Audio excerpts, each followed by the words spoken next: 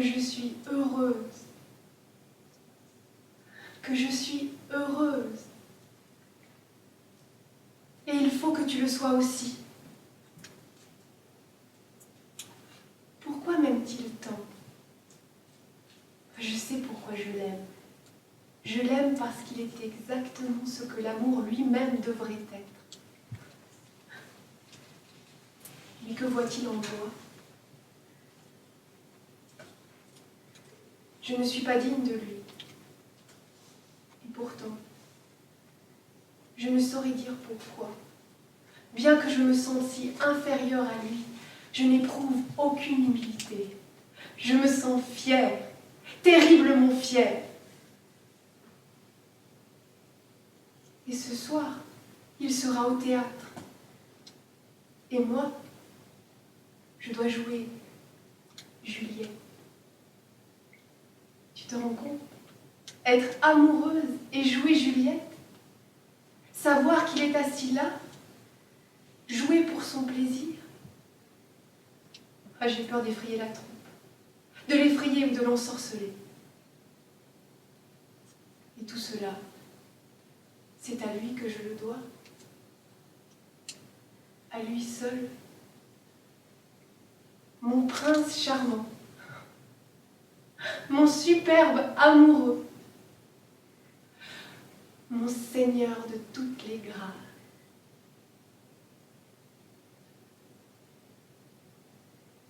Permets-moi d'être heureuse.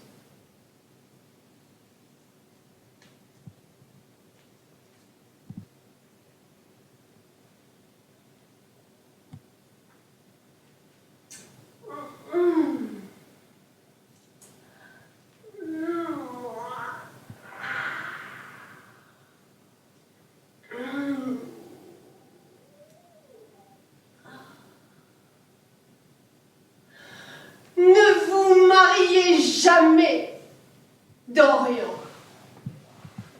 Les hommes se marient parce qu'ils sont là. Et les femmes, parce qu'elles sont curieuses. La déception les attend tous. Je crois qu'il est peu probable que je me marie. Harry, je suis trop amoureux. C'est un de vos aphorismes, et je suis en train de le mettre en pratique, comme je fais pour tout ce que vous dites.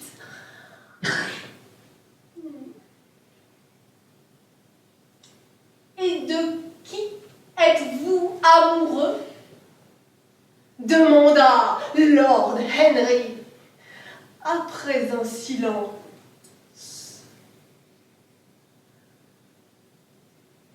D'une actrice, dit Dorian Gray, en rougissant.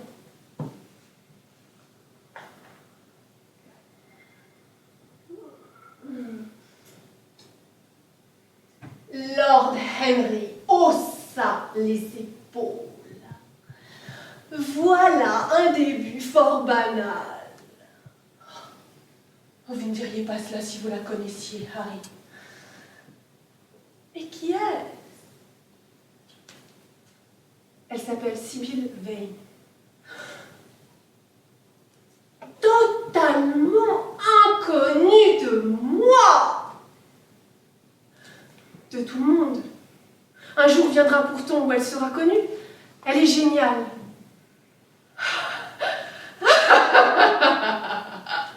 Oh! Mon cher enfant, aucune femme n'est géniale. Les femmes appartiennent à un sexe ornemental. Elles n'ont jamais rien à dire, me le disent avec le plus grand charme. La femme représente le triomphe de la matière sur l'esprit. Et l'homme, le triomphe de l'esprit sur la morale.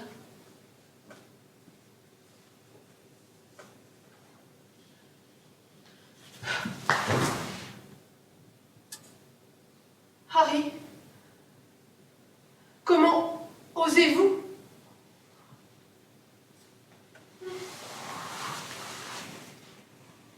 N'importe. Depuis combien de temps la connaissez-vous? À peu près 3 semaines. Et où l'avez-vous rencontrée?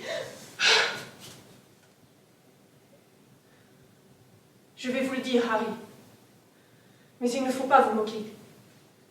Après tout, rien ne serait arrivé si je n'avais pas fait votre connaissance. Vous m'avez rempli d'un désir violent de tout connaître de la vie. Bref, un soir, vers 7 heures, je décidai d'aller chercher l'aventure. Je me dis que notre Londres, gris et monstrueux, avec ses millions d'habitants, ses pêcheurs sordides et ses péchés éclatants, pour reprendre une de vos formules, avait sûrement quelque chose en réserve pour moi. Et j'imaginais 1000 choses. Le seul danger me faisait éprouver un sentiment délicieux. Et je me rappelais ce que vous m'aviez dit au cours de cette soirée extraordinaire où nous prîmes notre premier dîner ensemble, que la quête de la beauté est le vrai secret de la vie. Je ne sais ce que j'espérais, mais je sortis et déambulai vers l'est, sans but précis, ne tardons pas à me perdre dans un dédale de rues sales et de sombres places sans gazon.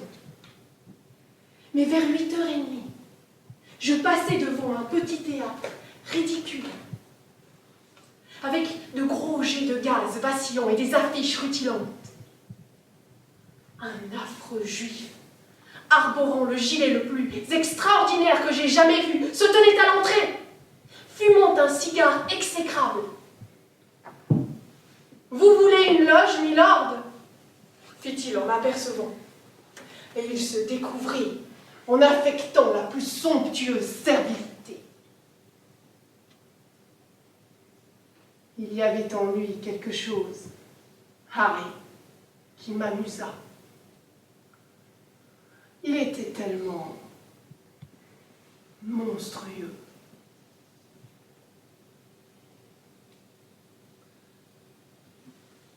Vous allez vous moquer, j'en suis sûre.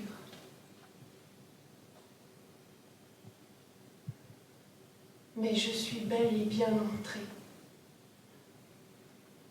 Et j'ai payé 1 guinée, rien de moins, pour une loge.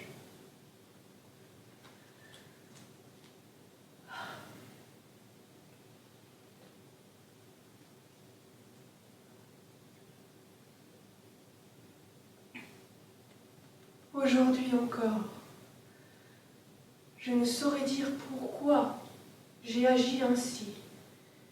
Et pourtant, mon cher Harry, si je ne l'avais pas fait, je n'aurais pas connu la plus grande aventure sentimentale de ma vie.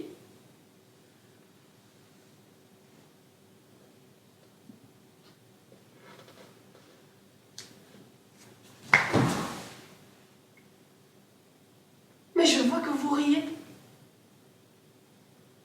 C'est très méchant de votre part.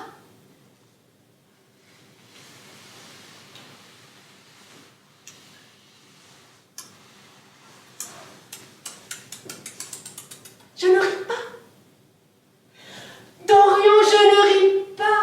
Ou du moins, je ne ris pas de vous. Mais vous ne devriez pas dire la plus grande aventure sentimentale de ma vie. Vous devriez dire la première aventure sentimentale de ma vie. Vous serez toujours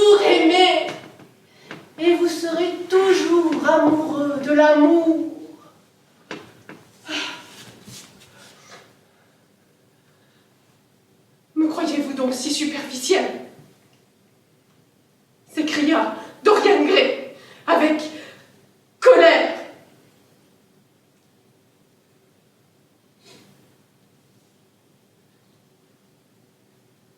Non.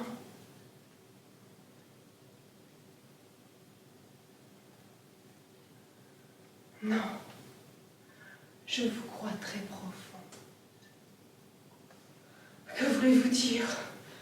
Ah, mon cher enfant, les gens superficiels sont en vérité ceux qui n'aiment qu'une seule fois dans leur vie ce qu'ils appellent leur fidélité ou leur loyauté. Je l'appelle, moi, léthargie de la routine ou manque d'imagination. Oh, bref, je ne voulais pas vous interrompre. Poursuivez votre récit.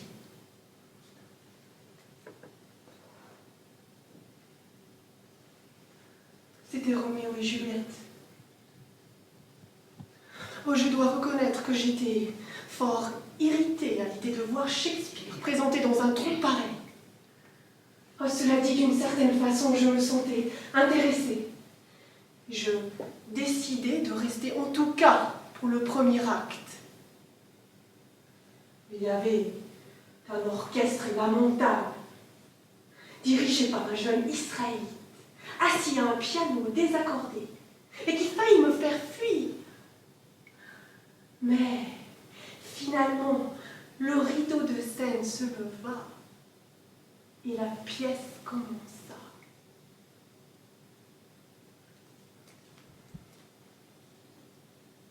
Juliette. Harry, représentez-vous une jeune fille d'à peine 17 ans, avec un petit visage de fleur, une petite tête grecque, avec une chevelure brun sombre, disposée en natte torsadée, des yeux qui étaient des puits de passion, couleur d'améthyste, des lèvres pareilles à des pétales de rose. C'était la plus adorable créature que j'eusse vue de ma vie.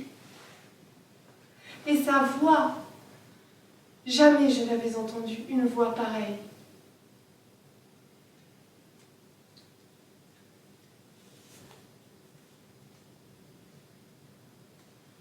Vous savez à quel point on peut être affecté par une voix. Votre voix. Et la voix de Sibylle Vane sont deux choses que je n'oublierai jamais. Quand je ferme les yeux, je les entends. Et chacune me dit des choses différentes.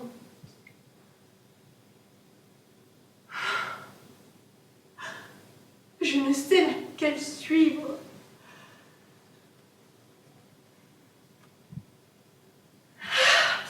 Pourquoi ne l'aimerais-je pas?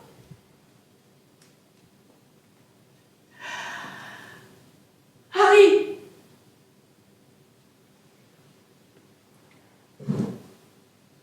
Je vous assure que je l'aime. Elle est tout pour moi. Soir après soir, je vais la voir jouer. Et je l'ai vue à tout âge et dans tout costume. Les femmes ordinaires n'excitent jamais l'imagination. Elles sont limitées à leur siècle. Nul éclat ne les transfigure jamais. Elles ont un sourire stéréotypé et des manières convenues. Elles sont parfaitement évidentes.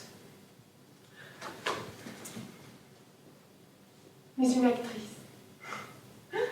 Quelle différence avec une actrice?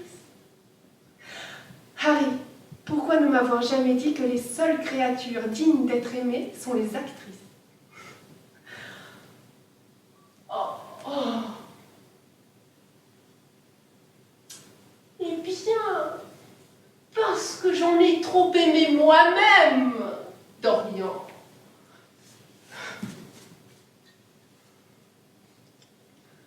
Oui, bien sûr. Des femmes hideuses, aux cheveux teints et au visage peint.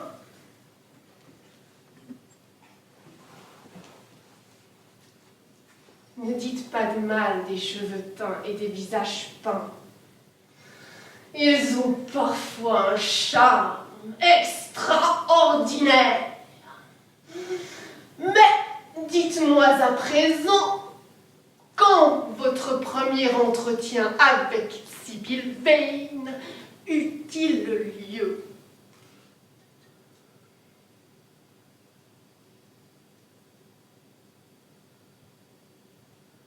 Le troisième soir. Elle venait d'interpréter Rosalinde. Je ne pus m'empêcher d'aller la voir. Elle était si timide et si douce.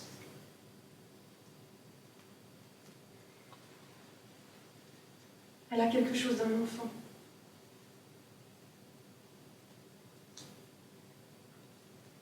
Un étonnement ravissant lui fit ouvrir tout grand les yeux quand je lui dis ce que je pensais de son jeu.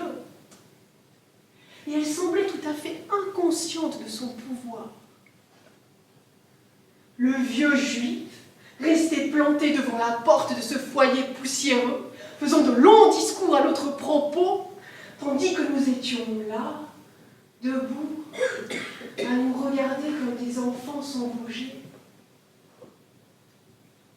Il insistait pour m'appeler Milord, et il m'a fallu absolument insister pour dire à Sibylle Vane que je ne l'étais pas le moins du monde. Elle me dit simplement: vous m'avez plutôt l'air d'un prince. Il faut que je vous appelle mon prince charmant.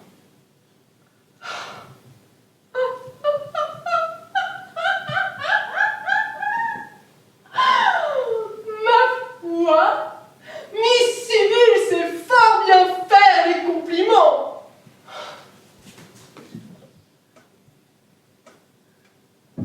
Vous ne la comprenez pas, Harry.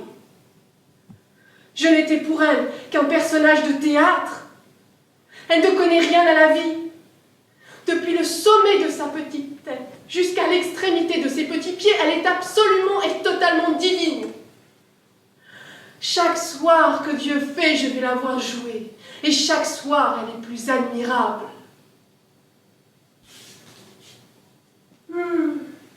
Voilà sans doute pourquoi vous ne dînez plus jamais avec moi. Mais vous pouvez dîner avec moi ce soir, Dorian, n'est-ce pas?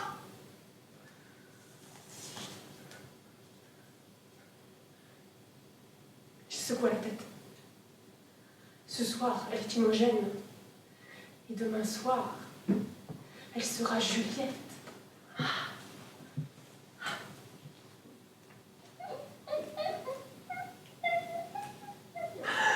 Et quand donc est-elle Sibylle Vane?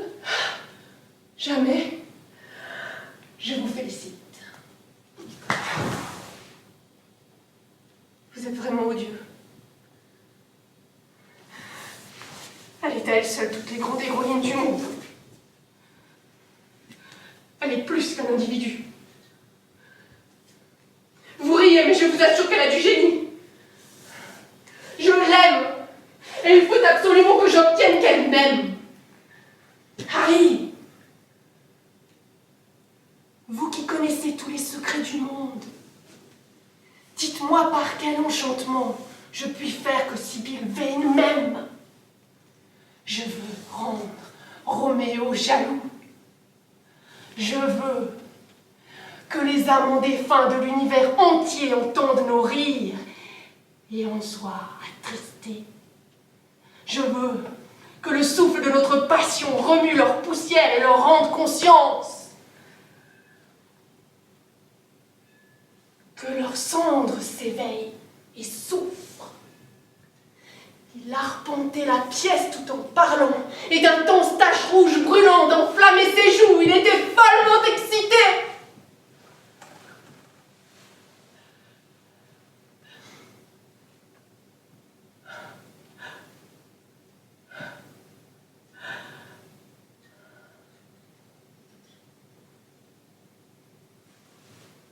comptez-vous faire? Demanda enfin Lord Henry. Je veux que vous m'accompagniez un soir et la regardiez jouer. Très bien. Et quelle soirée choisissons-nous? Voyons. Aujourd'hui, nous sommes mardi. Disons demain. Demain, elle interprète Juliette.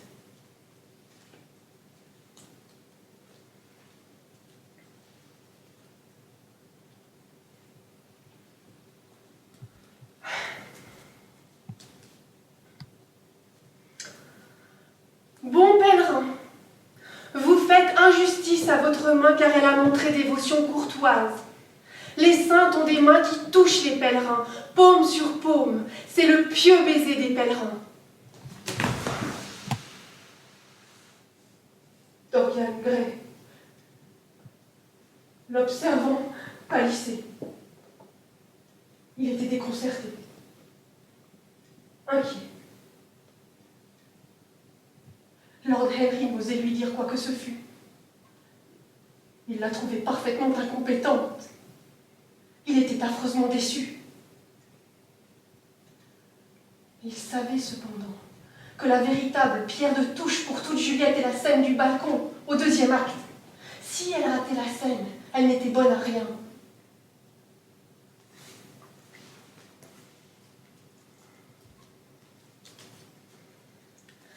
Tu sais, le masque de la nuit couvre mon visage. Sinon, une rougeur de vierge aurait coloré mes joues pour ce que tu m'as entendu dire cette nuit.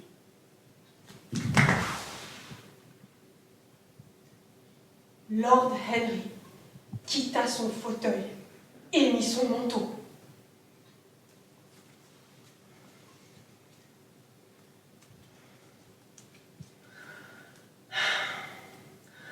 Bien qu'en toi soit ma joie, le serment de cette nuit ne me fait nulle joie.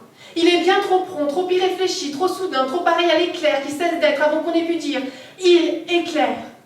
Doux cœur, ô bonne nuit, au souffle mûrissant de l'été, ce bourgeon d'amour pourra se révéler fleur sublime quand nous nous reverrons.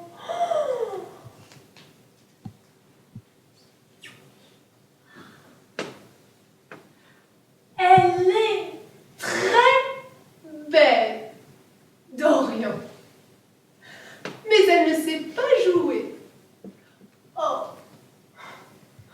allons-nous-en.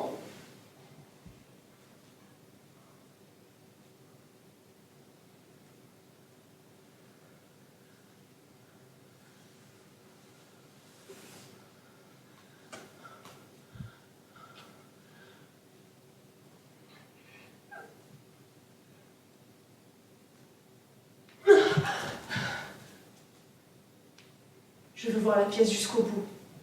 Harry, répondit le jeune homme. Je suis absolument navré de vous avoir fait gâcher une soirée. Je vous présente mes excuses.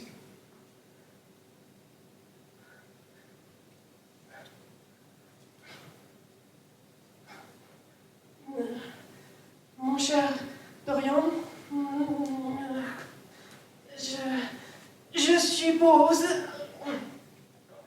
je suppose que Miss Vane est malade.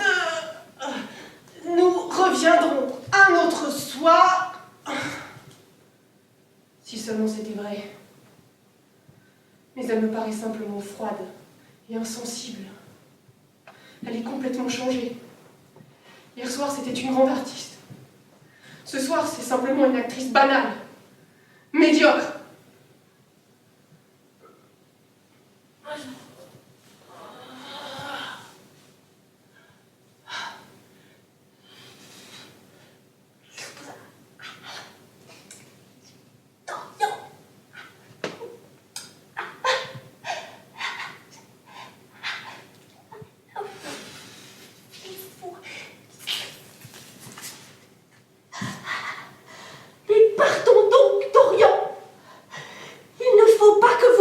Davantage.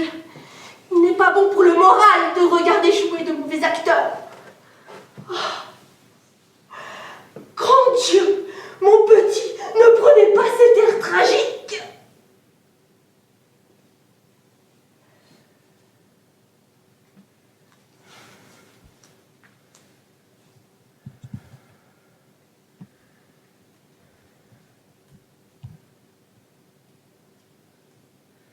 Allez-vous-en, Harry, s'écria le jeune homme. Je veux rester seul. Ne voyez-vous pas que mon cœur se brise?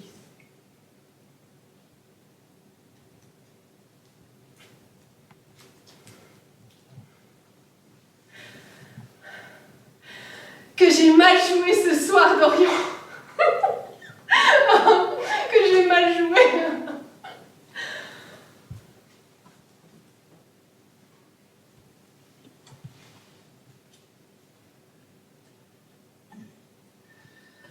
Affreusement mal, répondit-il, la dévisageant avec stupéfaction. Affreusement mal. C'était atroce. Êtes-vous malade? Vous n'avez pas la moindre idée de ce que j'ai enduré. Vous n'avez pas la moindre idée de ce que cela donnait. Dorian, Dorian, vous auriez dû comprendre. Mais à présent, vous comprenez, n'est-ce pas?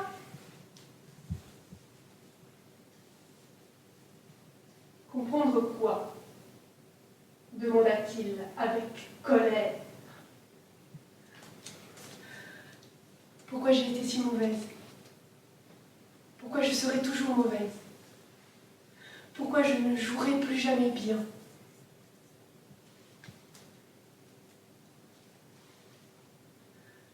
Vous êtes malade, je suppose. Et lorsque vous êtes malade, vous ne devriez pas jouer. Vous vous ridiculisez. Mon ami s'est ennuyé. Je me suis ennuyée. Dorian, Dorian, avant de vous connaître, le théâtre était la seule réalité dans ma vie. Je ne vivais que sur scène. Je croyais que tout ce qui s'y passait était vrai. Je croyais à tout. Les gens ordinaires qui jouaient avec moi me semblaient posséder une nature divine. Les décors peints étaient mon univers. Je ne connaissais que des ombres. Et je les croyais réelles. Et vous êtes apparu. Oh, mon bel amour. Et vous avez libéré mon âme de sa prison. Vous m'avez fait comprendre ce qu'est réellement la réalité. Et ce soir, pour la première fois de ma vie,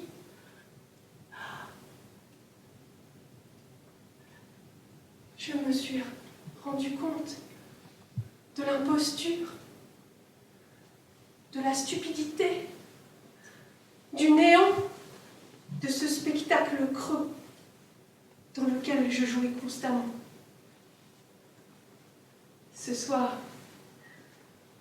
pour la première fois de ma vie, je me suis rendu compte que notre Roméo était vieux, hideux, fardé, que le clair de lune dans le verger était faux, que les décors étaient vulgaires.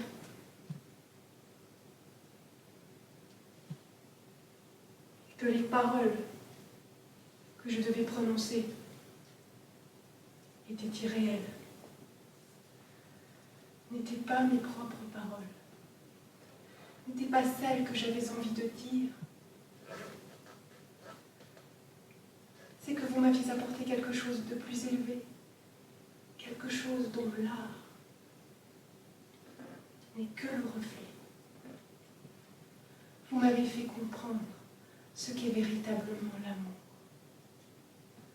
Mon amour, mon amour, prince charmant, prince de vie, je n'en peux plus de ces ombres. Qu'ai-je donc à voir avec les pantins d'une pièce? Quand je suis entrée en scène ce soir, je n'ai pas compris pourquoi tu m'avais quittée. Je pensais que j'allais être admirable. Emmène-moi, Dorian. Emmène-moi avec toi. Là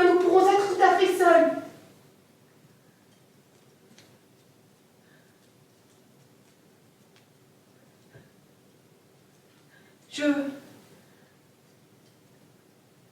hais le théâtre.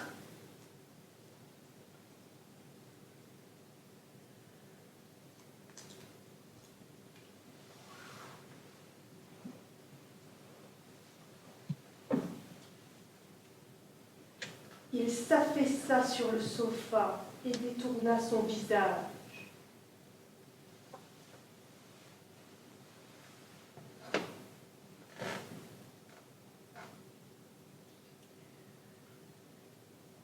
Tu as tué mon amour, murmura-t-il.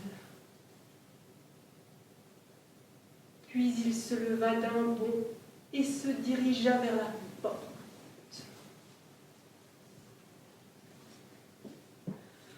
Oui, s'écria-t-il, tu as tué mon amour.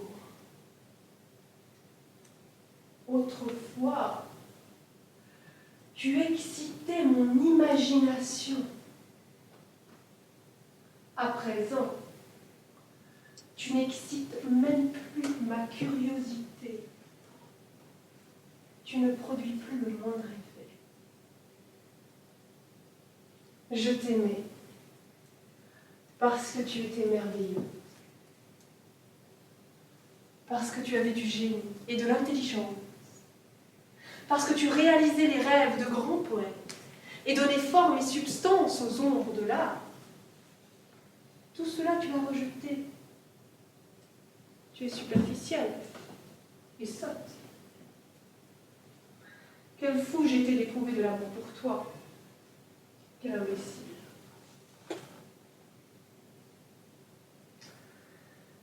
Tu n'es plus rien pour moi, désormais. Je ne te reverrai jamais. Je ne penserai jamais à toi. Je ne prononcerai jamais ton nom.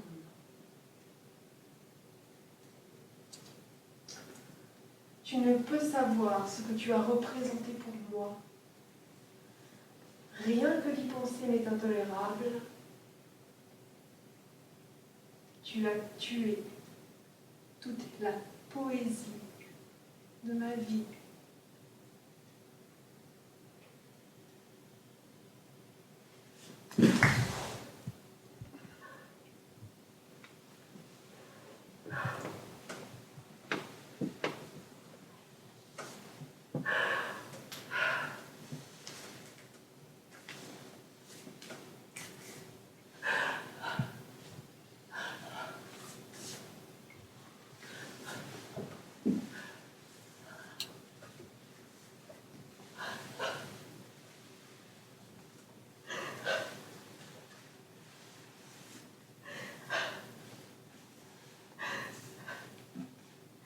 Comme tu connais peu l'amour, si tu peux dire qu'il nuit à ton art.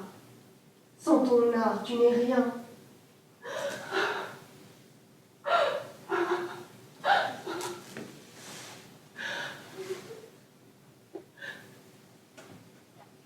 Je t'aurais rendu célèbre, splendide, magnifique. Le monde t'aurait adoré et tu aurais porté mon nom. Mais qu'es-tu donc à présent? Une actrice de 3e ordre, avec un joli visage?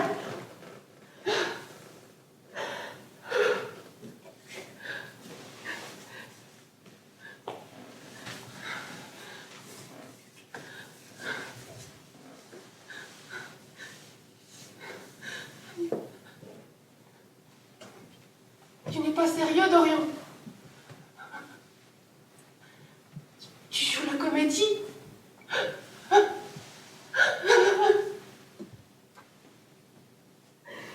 Jouer la comédie, je te laisse cela.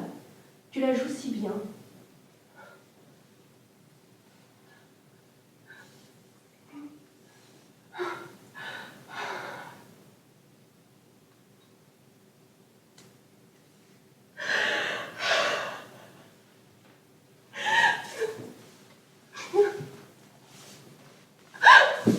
La repoussa.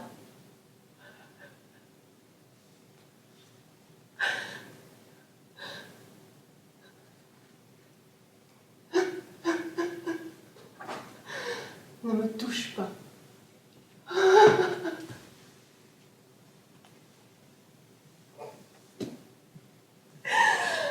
Dorian!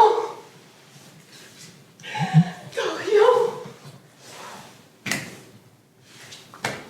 Dorian! Dorian, ne m'abandonne pas!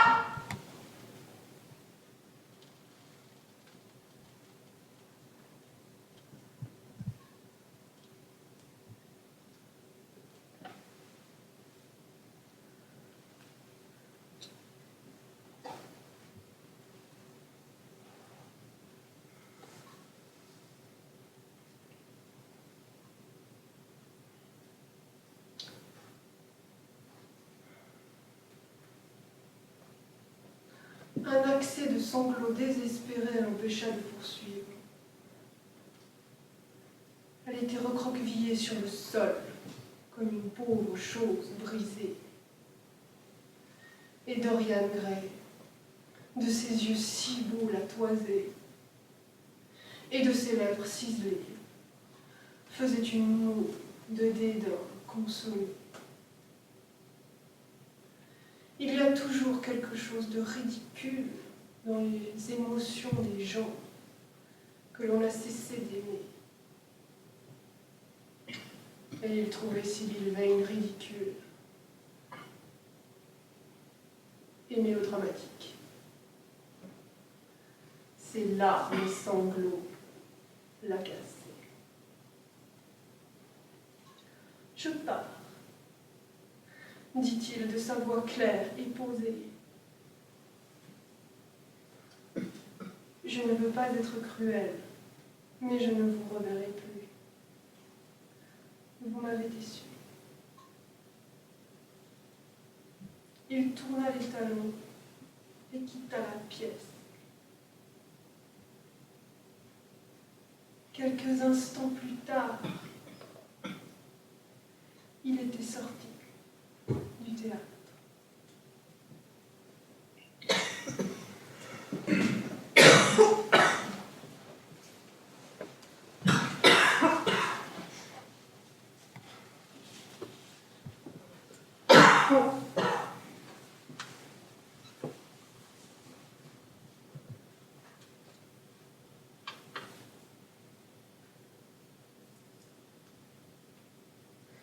Les tragédies de la vie réelle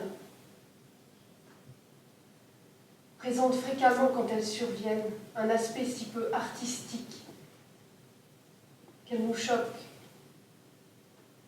par leur violence grossière, leur incohérence absolue, leur absurde manque de sens, leur totale absence de style.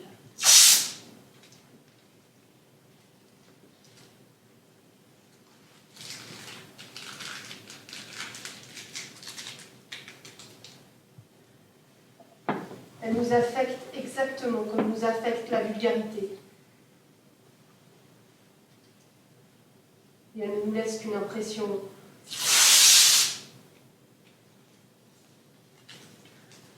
de force brutale.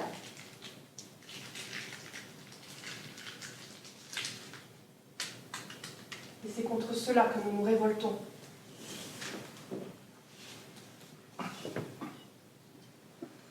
Parfois, cependant, notre vie croise une tragédie qui renferme des éléments de beauté artistique. Si ces éléments de beauté sont réels,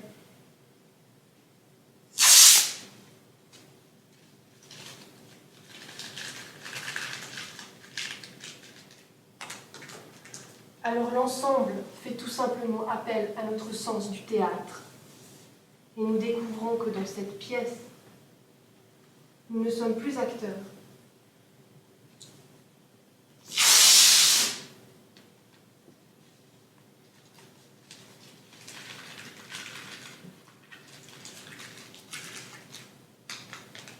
Mais spectateurs.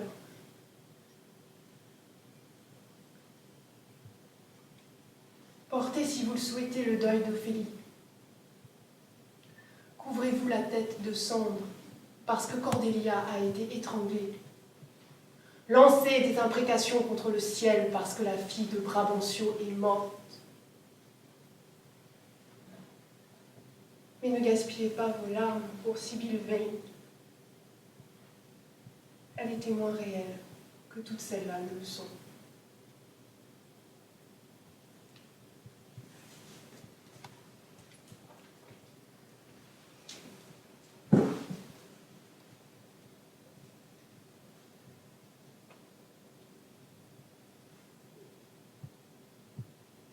Il y eut un silence.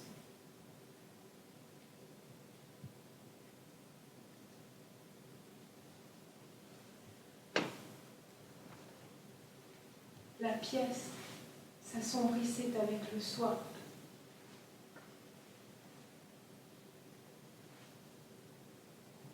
Les couleurs des choses, lassées, s'éteignaient.